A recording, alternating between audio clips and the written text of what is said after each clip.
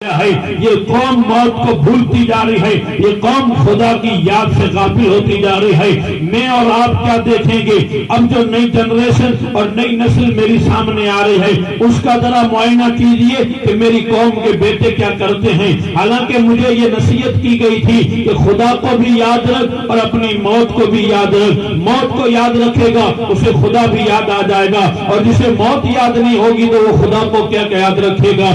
جس کی موت یاد رکھے گی، حضرت اما عائشہ صدیقہ فرماتی ہیں جو انسان دن میں 20 مرتبہ اپنی موت کو یاد کرتا ہے اسے خدا شہید کا ثواب عطا فرماتا ہے۔ 20 مرتبہ اپنی موت کو یاد رکھنے والا، اور یہ بھی یاد رہے کہ موت کو ہم یاد رکھیں یا نہ رکھیں موت تو پھر بھی آنے والی ہے۔ اس لیے حضرت خالد بن ولید کا پیغام پوری انسانیت کے نام تھا کہ دنیا کے بزدلوں سے کہہ دو کہ موت اگر میدان میں آتی تو خالد کو بھی آ جاتی، لیکن وہ میدان میں تلوار لے کے نکلا تھا، نبی کے نام پہ جان دینے نکلا تھا۔ دنیا کے سامنے اس نے یہ باور کروا دیا کہ میں موت سے نہیں ڈرتا، میں اپنے خدا سے ڈرتا ہوں، اور جو قوم خدا سے ڈرتی ہے اسے موت کا ڈر نہیں لگتا۔ پہلے خدا کا خوف پیدا کر تو دل سے موت کا ڈر بھی نکل جائے گا، اور تو میدان میں پہنچ جائے گا، تو جنگ میں بھی پہنچ جائے گا، تو مسجد میں بھی پہنچ جائے گا۔ اس لیے کہ حقیقت اس چیز کو کہتے ہیں میرے بھائی، اسے اگر یاد رکھا جائے تو کہ یہ دنیا دارالعمل ہے اور وہ دنیا دارالجزا ہے۔ یہ دنیا نیکی کرنے کی جگہ ہے اور وہ دنیا نیکی کا بدلہ دینے کی جگہ ہے۔ اگر یہاں آپ نے اناج کے طور پہ اگر کھیت میں گیہوں بوئے ہوں گے تو فصل بھی گیہوں کی کٹے گی۔ کوئی گیہوں یعنی باجری بو کے بھی اور گیہوں کی امید رکھتا ہے تو بڑا بے وقوف کہلائے گا کہ بویا تھا گیہوں اور جب نکلا ہے کاٹنے کے لیے تو کہتا ہے مجھے باجرہ کاٹنا ہے، مجھے جوار کاٹنا ہے۔ جو زمین پہ بیج ڈالا ہوگا وہی بیج تیرے سامنے ہوگا۔ یہاں گناہ پہ گناہ کیے، یہاں گناہ پہ گناہ کرتا رہا، لیکن یاد رکھنا میرے بھائی اسی گناہ کو میں نیکی کی امید رکھ کے بیٹھا ہوں کہ قیامت میں مجھے نیکی ملے گی۔ حدیث پاک کا خلاصہ الدنیا مزرعۃ الآخرہ، دنیا آخرت کی کھیتی ہے۔ جو بیج بوئے گا وہی فصل وہاں کاٹے گا۔ یہاں گناہ کیے ہوں گے تو وہی گناہ وہاں دیکھنے کو ملیں گے۔ اگر یہاں نیکی کی ہوگی تو یہ نیکی تجھے بھی وہاں دیکھنے کو ملے گی۔ اگر نیکی نہیں کرتا میرے بھائی تو یہ بھی فلسفہ یاد رکھ کہ اگر نیکی کرنے کی صلاحیت نہیں ہے تو کم از کم گناہ کی دنیا سے نکل کے اپنی زندگی کو اتنا تو آسان بنا کہ کم سے کم تجھے موت کا بھی ڈر لگا رہے اور خدا کی یاد بھی تیرے سینے میں رہے۔ اس لیے کہا گیا وَلَمَنْ خَافَ مَقَامَ رَبِّهِ جَنَّتَانِ، جو خدا کی بارگاہ میں کھڑا ہونے سے ڈرتا ہے اس کے لیے خدا 2 جنتیں عطا فرمائے گا۔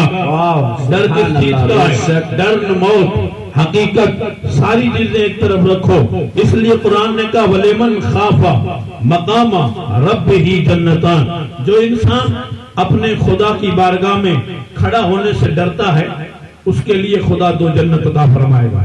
آمین آمین۔ اب یہ ذہن میں رکھیں کہ خدا کی بارگاہ میں کھڑا ہونے سے ڈرنے سے کیا مراد ہے؟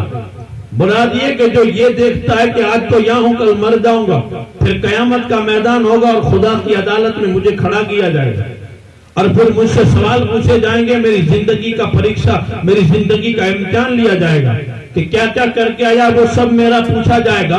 تو اس چیز کو جو یاد کر کے پھر تڑپتا ہے اور بلکتا ہے تو اس کے لیے 2 جنت کا وعدہ کیا گیا۔ اسے 2 جنت ملے گی جو اس دنیا میں خدا کے سامنے کھڑا ہونے سے ڈرتا ہے، اور جو خدا کے سامنے کھڑا ہونے سے ڈرتا ہے وہ کبھی جھوٹ نہیں بولے گا، وہ کبھی غیبت نہیں کرے گا، وہ کبھی رشوت نہیں کھائے گا، وہ کبھی شراب نہیں پیے گا، وہ کبھی جوا بازی نہیں کرے گا۔ جو خدا کے سامنے کھڑا ہونے سے ڈرتا ہے وہ کبھی نماز بھی نہیں چھوڑے گا، وہ کبھی خدا کا فرض نہیں چھوڑے گا، وہ نبی کی سنت نہیں چھوڑے گا۔ اسے معلوم ہے جو کچھ کروں گا وہ سب لکھا بھی جا رہا ہے اور کل مجھے کھڑا ہونے حساب بھی دینا ہے۔ یہ دنیا ہے، دنیا کا تھانہ بھی بدل جاتا ہے، دنیا کا انسپیکٹر بھی بدل جاتا ہے، دنیا کے بڑے بڑے پولیس والے بھی بک جاتے ہیں کہ کسی کو رشوت دے کے بھی بچایا جا سکتا ہے، لیکن وہاں کوئی بکنے والا نہیں، وہاں رب کی عدالت ہے۔ ہم بڑے بڑے لوگوں کا پتا پانی ہو جائے گا، زمین تانبے کی ہے، سورج سوا نیزے عقیدے پہ ہے، اولین آخرین کا مجمع ہے، دوست بھی ہے دشمن بھی ہے، جو کر کے آیا ہوں اللہ تعالیٰ کی بارگاہ میں کھڑا کر کے اب مجھ سے سوال کیا جائے گا۔ اس اندھ وشواس سے نکل کے ایک اونچی سوچ میرے بھائی پیدا کر، اپنی زندگی کو اجاگر بن۔ اگر میں نہ کچھ پڑھا نہ کچھ میں نے کیا تو اپنے بچوں پہ تھوڑا رحم کر کہ تیرے بچے بھی بڑے ہو رہے ہیں، تیرے بچے کیا کر رہے ہیں کہ جو میں کرتا تھا میرے بچے بھی وہی کرتے رہیں گے۔ نہیں اس چیز کو بھول جا، بلکہ بچوں کا گلا دبانا بند کر دے۔ اگر بچوں کو نہ پڑھایا اور بچوں کو تعلیم نہیں دی تو میرے بچے بھی آوارہ گردی کریں گے۔ دنیا داری میں میرے دوستو ہم اسے کامیاب سمجھتے ہیں جو چالاکی کر کے لوٹ مار کر کے ایک دو گھر بنا لے اور دو تین گاڑی بنا لے، ہم سمجھتے ہیں بڑا کامیاب ہے، بہت بڑا اونچی کامیابی حاصل کی ہے، لیکن بھول جا اس کا نام کامیابی نہیں ہے، بلکہ جب مر جائے گا تو خود بھی فنا ہو جائے گا، گھر بھی فنا ہو جائے گا، وہ خود مٹی بن جائے گا۔ اس لیے ان ساری چیزوں سے نکل کے تھوڑا اونچا سوچ، جس کو استاد جس کو مولانا کفایت علی کافی بیان کرتے ہیں، کہتے ہیں نہ کوئی گل رہے گا باقی نہ چمن رہ جائے گا، پر رسول اللہ کا دین حسن رہ جائے گا۔ اور اصلسو کم خواب کی پوشاک پہ نازا نہ ہو، اس تنے جان پہ خاکی کفن رہ جائے گا۔ اور ہم سفیروں باغ میں ہے کوئی دم کا چہچہ، یہ بلبلیں اڑ جائیں گی اور سونا چمن رہ جائے گا، بلبلیں اڑ جائیں گی اور سونا چمن رہ جائے گا۔ میں عرض یہ کر رہا تھا کہ لقمان حکیم کی نصیحت اپنے بیٹے کو، نیکی کر اور بھول جا، اور ایک اپنی موت کو یاد رکھ اور اپنے خدا کو یاد رکھ، موت کو بھی یاد رکھ اور خدا کو بھی یاد رکھ۔ اس چیز پہ تفصیل کرنے جائیں تو زیادہ وقت چاہیے، لیکن میں مختصر کروں کہ موت کو بھی یاد رکھنا ہے اور خدا کو بھی یاد رکھنا ہے۔ اس چیز کو اگر سیریس لیا جائے تو ایک ہی تقریر تو کیا، تقریر کا ایک جملہ ہی کافی ہو جائے گا، بہت ایک ہی جملے سے کام ہو جائے گا۔ اگر آدمی اس کو سیریس ہی نہیں لیتا کہ چلو کوئی بات نہیں ہے تو پھر وہ کبھی آگے نہیں بڑھ سکتا۔ اب میں یہاں ایک بات بتانے لگا ہوں آپ کو، تھوڑی دیر آپ یہی موجود رہیے گا۔ حضرت رابعہ بصریہ کا آپ نے نام سنا ہوگا، ایک بہت بڑی اونچی اللہ کی ولیہ ہے، بہت عظیم نام ہے رابعہ بصریہ کا تاریخ میں، جس کے 50 سال زندگی کے ایسے گزرے ہیں کہ 50 سال میں اس عورت نے اپنا پہلو بستر سے نہیں لگایا، یعنی دن رات نماز عبادت خدا کی یاد کرتی تھی، خدا کی یاد کرتی تھی۔ کتنی کامل ہوگی، اتنی کامل کہ جب لوگ مکے گئے تو مکے میں کعبہ نظر نہیں آیا، تو کعبہ کہاں گیا، تو کعبہ میری ایک بندی ہے جس کو رابعہ کہتے ہیں، اس کا استقبال کرنے گیا ہے۔ تو دیکھیے گا کہاں رابعہ ہے اور کہاں کعبہ ہے، تو اس کا احترام، اس کی عزت کتنی بڑی ہے۔ ایک نام رابعہ بصریہ کا، ایک دوسرا نام حسن بصری کا ہے۔ حسن بصری بہت بڑے اللہ کے ولی ہیں، رابعہ بصریہ اللہ کی ولیہ ہیں، وہ بھی ولی ہیں یہ بھی ولی ہیں۔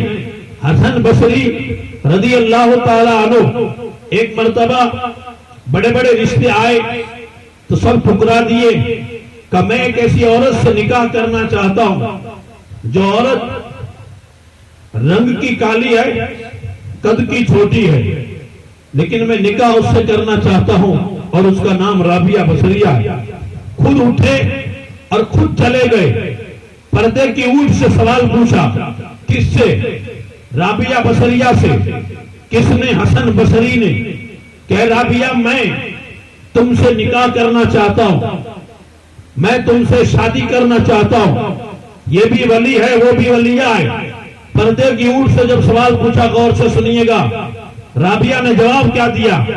حضرت رابعہ فرماتی حسن مجھ سے نکاح کرنا چاہتے ہو، شادی کرنا چاہتے تو کا ارادہ تو یہ ہے، تو کا سن، اگر مجھ سے نکاح کرنا چاہتے ہو تو میرے 3 سوال ہیں، اور میرے ان 3 سوالوں کا مجھے جواب دو، اور اس کے بعد میں سوچوں گی کہ مجھے کیا فیصلہ کرنا ہے۔ حسن بصری پردے کے پیچھے کھڑا ہے، سامنے رابعہ بصری ہے، اور سوال پوچھنے والی وہ عورت ہے۔ ادھر شادی کا پیغام لے کے گئے، لیکن وہ جو سوال پوچھتی ہے تو آپ کو بھی حیرت ہوگی، اور وہ تینوں سوال میں آپ سے بھی پوچھوں گا اسی محفل میں، تاکہ ہماری تقریر بھی ٹھکانے لگ جائے اور آنا جانا ہر جگہ قبول ہو جائے، باقی پھر فیشن کرنے سے کوئی فائدہ بھی نہیں ہے۔ پہلا سوال رابعہ بصریہ نے حسن بصری سے پوچھا، حسن مجھے بتا کہ رابعہ جنت میں جائے گی کہ دوزخ میں جائے گی؟ پہلا سوال میرا۔ حسن بصری کوئی معمولی بات نہیں ہے، وقت کا ولی ہے، مولا علی کا خلیفہ مجاز ہے، ام المومنین کا دودھ پیا ہے، کتنی بڑی شان ہوگی حضرت حسن بصری کی، کوئی جواب نہیں تھا۔ لیکن جب سوال آیا کہ میں جنت میں جاؤں گی کہ دوزخ میں جاؤں گی، تو پاؤں کے نیچے سے زمین نکل گئی، پاؤں کے نیچے سے زمین نکل گئی۔ حسن بصری وقت کا ولی کانپ رہا ہے، وقت کا ولی کانپ رہا ہے۔ رابعہ نے جب سوال پوچھا کہ میں جنت میں جاؤں گی دوزخ میں جاؤں گی، حسن بصری کہتے رابعہ میں کیسے بتاؤں تجھے کہ تو جنت میں جائے گی کہ دوزخ میں جائے گی؟ مجھے تو میرا بھی پتہ نہیں ہے کہ میں جنت میں جاؤں گا کہ دوزخ میں جاؤں گا۔ بولی کس کی ہے؟ بولی آج کے نہ مولوی کی ہے نہ آج کے پیر کی ہے، بولی اس زمانے کے ولی کامل کی ہے۔ ولی کامل ہے، لیکن وہ یہ نہیں کہتا کہ میرے سجدے، میری عبادت، میری بندگی، میری لمبی داڑھی، میری اونچی ٹوپی، میرے سفید کپڑے، میں تو جیتا جاگتا جنتی، معاف کرنا۔ لوگ دھوکہ بہت دیتے ہیں، لوگ اندھیرے میں بہت رکھتے ہیں، صرف اس لیے کہ تو مجھے دیکھتا رہے، میں تیرے آگے آگے، تو میرے پیچھے پیچھے، مجھے ہدیہ، مجھے نذرانہ سب یہ دیتا رہے، آگے کی منزل کو تو چھوڑ دے، میں آگے رہوں گا، تو میرے پیچھے آنا۔ بھول جانا اس بات کو میرے بھائی، سب ٹانگ دیے جائیں گے تو میرا کیا بنے گا؟ میں کہاں جاؤں گا؟ میں کدھر جاؤں گا؟ تو کیا کر دو کہ اپنی مٹی پہ چلنے کا سلیقہ سیکھو، اپنی مٹی پہ چلنے کا سلیقہ سیکھو، سنگ مرمر پہ چلو گے تو پھسل جاؤ گے۔ اپنا وجود پیدا کر، اپنا سجدہ پیدا کر، اپنی نماز پیدا کر، اپنا عمل پیدا کر، اپنی زندگی پیدا کر، اپنی نظروں میں حیا پیدا کر، اپنے دل میں خدا کا خوف پیدا کر، دوسرے کا بھروسہ چھوڑ دے۔ دوسرا کون آئے گا؟ تیری جنت بھی تجھے بنانی ہے، تیری قبر بھی تجھے ہی بنانی ہے۔ اللہ اکبر، یا رسول اللہ، زندہ باد، زندہ باد، زندہ باد، زندہ باد۔ بھائی کوئی بات نہیں، آپ میں اتنی یہ جو تقریر کر رہا ہوں، آپ کو کیا فرق پڑے گا؟ بس آپ میرا ہاتھ چوم لینا، 150 روپے مجھے بھی دے دینا، اور پھر میں جانوں اور جنت جانے، ملیں گے آگے، کوئی نظر بھی نہیں آئے گا، کیونکہ اس لیے کہ یہ فیصلہ کون کر رہا ہے؟ وقت کا ولی حسن بصری کہتا ہے رابعہ مجھے نہیں پتا کہ تیری جنت کا میں فیصلہ کروں، مجھے تو میری جنت کا بھی پتا نہیں ہے۔ حالانکہ وہ کیسے لوگ تھے، وہ امت کے لیے آئیڈیل تھے، نمونہ تھے، ان کو دیکھ کے کتنے لوگ جنت میں جائیں گے، لیکن انہیں اس چیز پہ ناز نہیں تھا، وہ پبلک کو دھوکہ نہیں دیتے تھے، بلکہ وہ پبلک کو حقیقت بتاتے تھے۔ دوسرا سوال پوچھتا، دوسرا سوال رابعہ پوچھ رہی ہے، یہ دوسرا سوال ذہن میں رکھیے گا، پہلا تھا کہ میں جنتی ہوں کہ دوزخی، دوسرا میرا سوال یہ ہے کہ قیامت کے دن نامہ اعمال کی عملوں کی کتاب دی جائے گی، اور جس کو سیدھی ہاتھ میں ملے گی وہ جنت میں جائے گا، اور جس کو الٹی ہاتھ میں ملے گی وہ دوزخ میں جائے گا۔ حسن بتا، نامہ اعمال کی کتاب رابعہ کو سیدھے ہاتھ میں ملے گی یا الٹی ہاتھ میں ملے گی؟ حضرت حسن بصری کہتے رابعہ یہ تو مجھے میرا بھی پتا نہیں کہ مجھے کون سی ہاتھ میں ملے گی، تو میں تیرا کیا بتاؤں؟ اب تیسرا سوال کرتی ہے رابعہ بصریہ، تیسرا سوال کیا ہے؟ کہ تیسرا سوال یہ ہے کہ جب پل صراط پہ گزر ہوگا، ہر ایک پل صراط سے گزر کے پھر جنت میں جائے گا، تو کیا رابعہ گزر کے جنت میں پہنچے گی یا کٹ کے دوزخ میں گر جائے گی؟ حسن بصری کہتے ہیں مجھے اپنا نہیں پتا تو میں تیرا کیا بتاؤں۔ حضرت رابعہ نے 3 سوال پوچھے تھے، میں جنتی ہوں کہ میں دوزخی ہوں، میرا نامہ اعمال سیدھے ہاتھ میں آئے گا کہ الٹے ہاتھ میں آئے گا، میں پل صراط سے گزر جاؤں گی کہ کٹ کے گر جاؤں گی؟ 3 سوال پوچھے تھے، تینوں سوال کے جواب میں وقت کے ولی نے جواب دیا تھا کہ مجھے میرا نہیں پتا تو میں تیرا کیا بتاؤں۔ تو حضرت رابعہ نے کہا حسن جا، واپس چلا جا، میرا کوئی نکاح کرنے کا ارادہ نہیں، میں ان 3 سوالوں کے جواب کی تیاری کر رہی ہوں، اس لیے کہ کل مجھے بھی خدا کو جواب دینا ہے، میں سوال کے جواب کی تیاری کر رہی ہوں۔ وہ تو رابعہ نے پوچھے تھے، حسن بصری سے پوچھے تھے، جو جواب ملا وہ آپ نے سنا، لیکن یہ تو میرا بھی حق بنتا ہے کہ میں آپ سے بھی پوچھ سکتا ہوں، میں اپنے آپ سے بھی پوچھ سکتا ہوں کہ بتاؤ تم جنت میں جاؤ گے کہ کدھر جاؤ گے؟ میں جنتی ہوں کہ دوزخی ہوں؟ مجھے نامہ اعمال کی کتاب نجات کون سے ہاتھ میں ملے گی اور میں پل صراط سے گزر جاؤں گا یا کٹ کے گر جاؤں گا؟ نہیں میرے دوستو، کوئی نہیں بتا سکتا، یہ تو رب کا کرم اور اس کے نبی کی شفاعت ہوگی تو جنت ملے گی، ورنہ بھول جائیے گا۔ اس خواب کو دیکھیے گا کہ ایک دو تقریر سن لی، ہاتھ اونچے کر دیے اور سبحان اللہ کہہ دیا تو جنت ہمارے قدموں میں آ جائے گی۔ نہیں میرے دوستو، معاف کرنا، اس لیے کہ عمل سے زندگی بنتی ہے، عمل کرو گے تو کامیاب ہوگے۔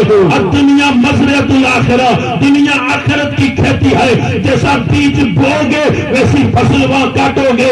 یا اگر گناہ کرو گے تو وہاں گناہ دیکھنے کو ملیں گے، یا اگر نیکی کرو گے تو قیامت میں بھی نیکی تمہارے سامنے آئے گی۔ اگر یہ نہیں کر سکتے تو بھول جائے گا۔ میں نے ابھی پڑھا تھا، وہ سندھی کا شعر پڑھا تھا ابھی، اٹھی پوکھا پوک جانسی وٹ ولار میں، اٹھی پوکھا پوک جانسی وٹ ولار میں۔ وہ کہہ رہا اٹھ، جب تک یہ سورج نکل رہا اور تیرے گوڑے چل رہے ہیں، تیری کمر میں درد نہیں ہے، تیری آنکھ میں نور سلامت ہے، اب تو چل رہا ہے، پھر رہا ہے۔ اٹھی پوکھا پوک، اٹھ تھوڑی دیر، اٹھ اور چل، گھوم پھر کا اس میں عبادت کر، اس میں بندگی کر، اس میں خدا کو یاد کر۔ تو کہا پھر کیا ہوگا؟ تو کہا صبح سکی تھیندی سوک تنے لڑندو لوک تنے سٹو نینے ہکڑے سنگلا، کہ کل کھیت سوکھ جائے گا، آج اگر گیا نہیں، دیکھا نہیں، پانی نہیں پلایا تو کل سوکھ جائے گا، اور جب سوکھ جائے گا تو ایک دانہ تجھے نصیب نہیں ہوگا۔ یہ صرف سمجھا کے کہہ رہے ہیں کل قیامت کا میدان ہوگا، یہاں دانہ نہیں ہے، یہاں نیکی ہے، کہ سٹوں ڈینے ہکڑے سنگلا، کہ میدان قیامت میں کبھی ادھر جائے گا کبھی ادھر جائے گا، کوئی ایک نیکی دینے کے لیے تیار نہیں ہوگا۔ جب ایک نیکی نہیں ملے گی تو اس دنیا ہی میں نیکی کر کے جا، اور اتنی نیکی کر کے جا کہ کوئی دعا کرے یا نہ کرے، کوئی ایصال ثواب کرے یا نہ کرے، تو اپنی قبر خود بنا کے جا، تو اپنی جنت خود بنا کے جا۔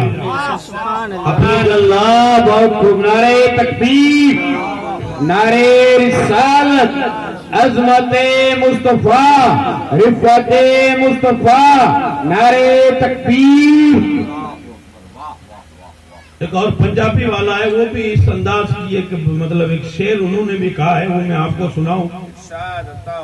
وہ کہتے ہیں اٹھ جاگ ستیا فریدہ تیری داڑھی آیا بھول، اٹھ جاگ ستیا فریدہ تیری داڑھی آیا بھول، تیرا اگا نیڑے آیا اور تیرا پیچھا رہ گیا دور۔ یہ ہم سے کہہ جا رہا ہے کہ اٹھو، اور یہ سونے کا وقت نہیں ہے، بلکہ تیری داڑھی میں سفید بال آ گئے، تیری داڑھی آیا بھور، تیری داڑھی پوری سفید ہو گئی۔ ابھی بھی ہوٹل پہ بیٹھ کے چائے اور ماوا بس اسی میں ہی گزارا کر رہا ہے، اذان سنتا ہے، مسجد ہے، کہ مسجد ایک پہلے ایک تھی، پھر دو تھی، پھر تین تھی، اب تو چار ہے، چار مسجدیں ہیں۔ تو کہا پھر، تو کہا بس میرا تو وہیں پہ ٹائم پاس ہو جاتا ہے۔ تیری داڑھی آیا بھور، تیرا اگا نیڑے آیا، تیرا پیچھا رہ گیا دور۔ اگے سے مراد ہے کہ تیری قبر بہت قریب ہے، اور تیرا وہ جو جھولا تھا ماں کی گود کا وہ بہت دور ہو گیا ہے۔ اگر 60 سال گزار چکے ہو تو 60 سال پیچھے رہ گیا، تیرا جو پیچھے رہا ہے وہ ساری چیزیں پیچھے رہ چکی ہیں، اور تیرا جو قبر کا منزل ہے وہ تیرا قریب آ چکا ہے۔ تیرا اگا نیڑے آیا اور تیرا پیچھا رہ گیا دور۔ تیری زندگی کا وہ مرحلہ گزر گیا جب 25 سال کا تھا، 35 سال کا تھا، کڑیل تھا، جوان تھا، موبائل پہ چیٹ کرتا تھا، گیم کھیلتا تھا، گلی بازار میں گھومتا تھا، سینے میں زور تھا تو کسی کو بھی چاقو دکھا کے ڈرا سکتا تھا۔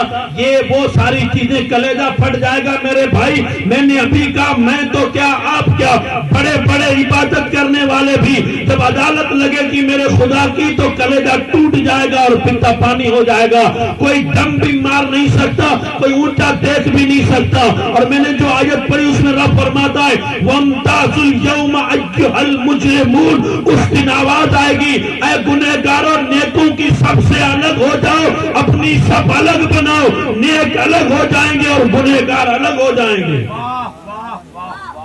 یہاں کوئی پابندی نہیں، یہاں محفل ہو، دکان ہو، کوئی بھی فنکشن ہو تو نمازی بے نمازی ایک ساتھ بیٹھ سکتے ہیں، کوئی نہیں منع کرے گا۔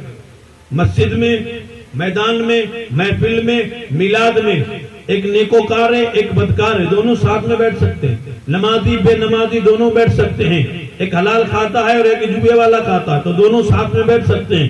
اور کسی کو ایسا لگ رہا ہوگا کہ جس طرح یہاں کوئی روک ٹوک نہیں ہے کہ نیک بد، نمازی بے نمازی، اچھا برا سب ایک ساتھ بیٹھ سکتے ہیں، تو وہاں بھی ایسا ہی ہوگا۔ قرآن کہتا ہے اس دن اللہ آواز دے گا، اے گنہگارو تم الگ ہو جاؤ، یہ دنیا نہیں ہے، وہ تم الگ ہو جاؤ۔ ایھا المجرمون، اے مجرمو، اے خدا کی نافرمانی کرنے والوں، اے سرعام اللہ کے فرمان کو توڑنے والوں، تم تھوڑے الگ ہو جاؤ اور نیکوکار تم الگ ہو جاؤ۔ تو حال کیا ہوگا اگر یہاں بھی کسی آدمی کو اس طرح سے کہہ کے اٹھایا جائے کہ فلاں آدمی تیری بات قبول نہیں ہے، تو بڑا گناہ کرتا ہے، اس مجمع سے نکل جا، تھوڑا دور بیٹھ جا، تو اس کو کیسا لگے گا؟ برا نہیں لگے گا؟ بہت برا لگے گا کہ یار سب بیٹھے مجھے کیوں نہیں بیٹھنے دے رہے، مجھے بھی اٹھا دیا۔ تو یہاں تو برا لگے گا، وہ تو سمجھ میں آ رہا ہے۔ اور جو وہاں اتنے 15-20 لوگ نہیں ہوں گے، وہاں لوگ کتنے ہوں گے؟ وہاں حضرت آدم سے لے کے قیامت تک جتنے لوگ ہیں سب ہوں گے، اور ان کے بیچ میں رب فرمائے گا تم تھوڑے الگ ہو جاؤ۔ اور جب الگ ہو جاؤ گے تو کیسا لگے گا؟ یہاں تو برا لگتا ہے، اور وہاں اگر برا لگے گا تو بھی کریں گے کیا؟ کچھ کر بھی نہیں سکتے وہاں۔